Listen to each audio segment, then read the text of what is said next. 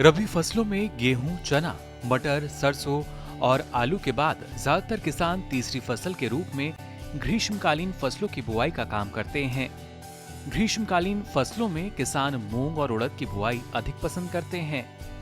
मूंग हमारे देश में बोई जाने वाली मुख्य दलहनी फसल है, जिसमें 24 से 25% प्रोटीन, 56% कार्बोहाइड्रेट और 1% वसा पाया जाता है। वहीं उड़द दाल भी कई पोषक तत्वों से भरी होती है। बाजार में हर समय इन दालों की मांग बनी रहती है। तो आइए कृषि विशेषज्ञ से जानते हैं किसान किन बातों का ध्यान रखकर भरपूर पैदावार ले सकते हैं।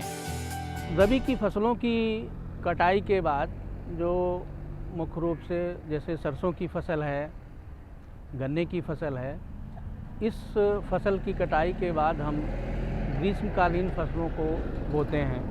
ग्रीष्मकालीन फसलों के लिए हमारे पास उड़द, मूंग इस तरह की फसलें उगाई जाती हैं।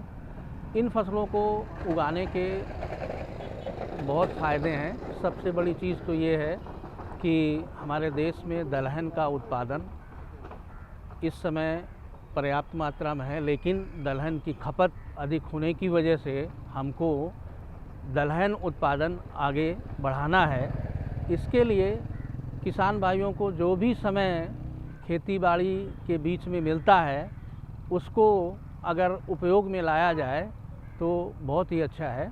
और इसके लिए ये दोनों फसलें चूँकि बहुत ही कम अवधि वाली होती हैं, तो इनको खेतों में बोया जाए तो इसके दो फ़ायदे रहते हैं। जैसे उदाहरण के तौर पर मूंग की फसल है, इससे किसान भाई हमारे फलियां तोड़ करके बीज ले सकते हैं और इसके साथ साथ इसको जो पौधे हैं इसके खेत में मिला दें तो हरी खाद का काम करता है।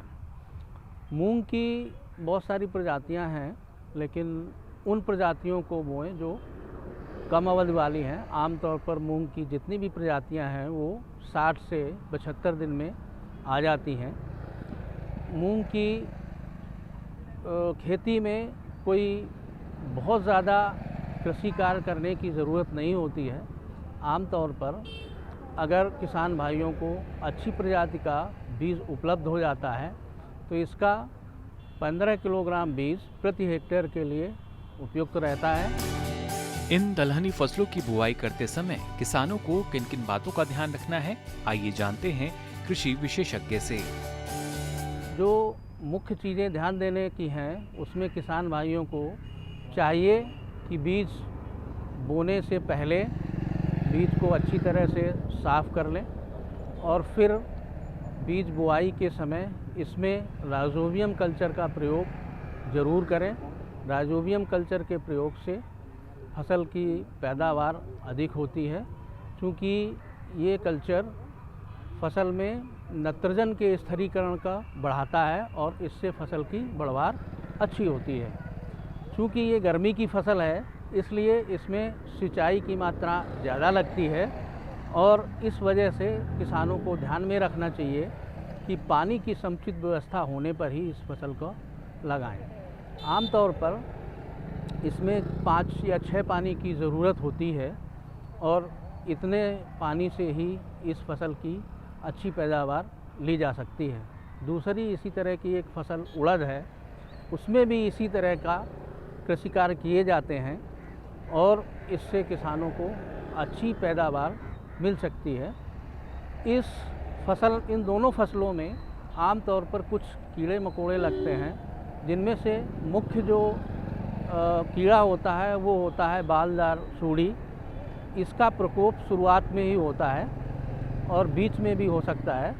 तो इसकी रोकथाम के लिए किसान भाई हमारे क्लोरपाइरीफास दवा आती है, इसका स्प्रे कर दें, जिससे कि इस सूड़ी का नाश हो जाए और ये फसल को नुकसान न पहुंचाए। इसके अलावा इसमें एक और बीमारी आती है, वो है मोज़ेक।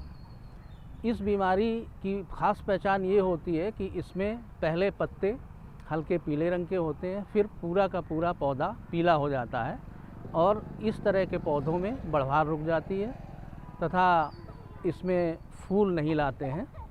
तो इस रोग की रोकथाम के लिए किसान भाई ये ध्यान रखें कि जैसे ही शुरुआत में ये रोग आए तो उन पौधों को उखाड़कर मिट्टी में दबा दें।